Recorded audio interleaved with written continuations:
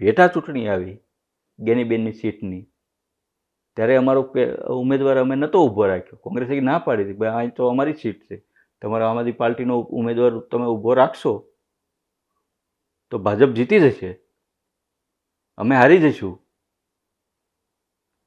અને અમે જ્યારે વિસાવદરની ચૂંટણી આવશે ત્યારે અમે અમારો ઉમેદવાર ઊભો નહીં રાખીએ. આજે તમે જોયું કોંગ્રેસ ફરી ગઈ. અમે ત્યાં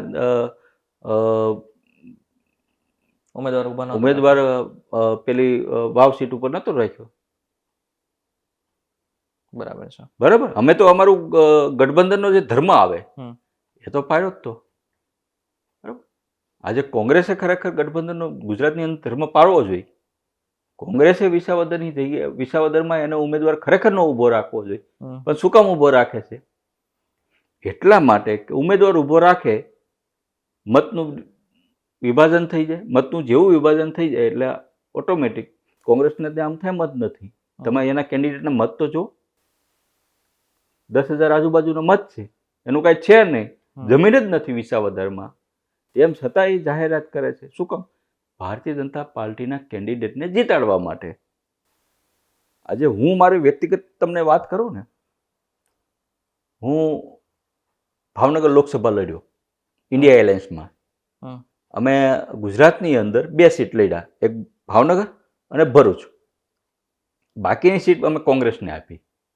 અમારા મોટાભાગના સંગઠને આમ આદમી પાર્ટીના અમારા પ્રદેશ અધ્યક્ષ લઈને બધું કોંગ્રેસને તન મન ધનથી જીતાડવા પ્રયત્ન કર્યો.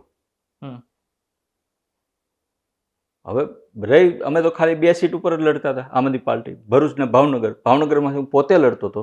જે ભાવનગરમાંથી લડતો એ પ્રદેશ અધ્યક્ષ કોંગ્રેસનું ગઢ હતો, શક્તિસિંહ ગોહિલનું એ નેટિવ. યસ. ઇન્ડિયા એલાયન્સમાંથી એમને ટિકિટ માગી.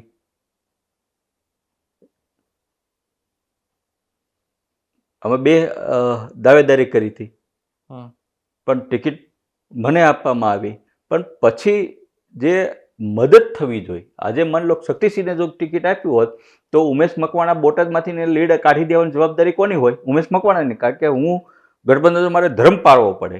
હું બોટાદનો ધારાસભ્ય છું, પણ પાર્ટીએ મને ટિકિટ આપી, ઇન્ડિયા એલાયન્સે મને ટિકિટ આપી. પણ જે રીતના ધર્મ પાળવો જોઈએ કે ન પાળવાનો.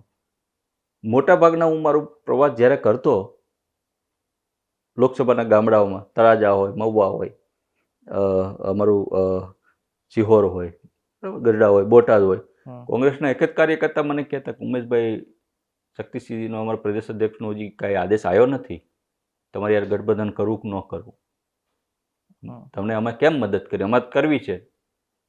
છેક સુધી સાહેબ મને કોઈ પ્રકારની કોંગ્રેસ તરફથી એટલી બધી મદદ ન મળી. ખુદ શક્તિસિંહ ગોહિલ પોતે પ્રદેશ અધ્યક્ષ હતા. ખરેખર એમને મને તન મન ધનથી મદદ કરવી જોઈએ, કારણ કે ત્યાંનું નેટિવ હતા. એ ધારે તો એને ત્યાં જ રહેવું પડે ધર્મ પ્રમાણે. ખાલી એક જ વખત તમે જોઈજો મારી રેલીમાં આવેલા, પછી કોઈ જગ્યાએ મને મદદ કરવા નથી આવ્યા. નીચે કાર્યકર્તાને પણ સૂચના નથી આપી કે ભાઈ આપણે આમ આદમી પાર્ટી સાથે ગઠબંધન થયું છે, તન મન ધનથી આપણે આપણો તો ઉમેદવાર છે, આપણે એને જીતાડવાની આપણી જ ફરજ છે. કોઈ જગ્યાએ મદદ નહીં. એક બૂથમાં એક કાર્યકર્તા મને નો આપ્યો, બેસવાડે હોય છે. આ પ્રકારનું ગઠબંધનની ધર્મની વાત કરે છે. એવી રીતના ભરૂચ તમે જોઈ લો, ચેતર વસાવાજી હતા, મોટા ભાગના કોંગ્રેસના કાર્યકર્તાએ વિરોધ કર્યો હતો. મુમતાઝબેનનું જોઈ લો તમે, સૌથી વધુ વિરોધ કરીને મુમતાઝબેન, એમનો પરિવાર, કોંગ્રેસના કાર્યકર્તાઓ. કેમ ભાજપ જીતે એ જ પ્રયત્ન કર્યો. કોંગ્રેસે ક્યાંય અમને ભરૂચમાં પણ મદદ ન કરી, ભાવનગરમાં ન કરી. આની કરતાં અમે એકલા હાથે લડ્યા હોત તો અમે જીતવાની શક્યતા હોત. અમે ગુજરાતની અંદર જો એકલા હાથે 26 લડ્યા હોત ને તો આજે ભરૂચ છે, ભાવનગર છે, 5-7 સીટ લોકસભાની એવી હતી કે જ્યાં અમે પ્રથમ નંબરે હતા, વોટ અમારા વધુ હતા, અમે જીતવાની તાકાત ધરાવતા હતા, જીતી શક્યતા હતી અમે. પણ અમે કોંગ્રેસની સાથે ગયા, ભરોસા માર્યા. કોંગ્રેસે અમારી સાથે વિશ્વાસઘાત કર્યો. દિલ્હીમાં અમારી સાથે વિશ્વાસઘાત કર્યો, ગુજરાતમાં પણ કોંગ્રેસે વિશ્વાસઘાત કર્યો.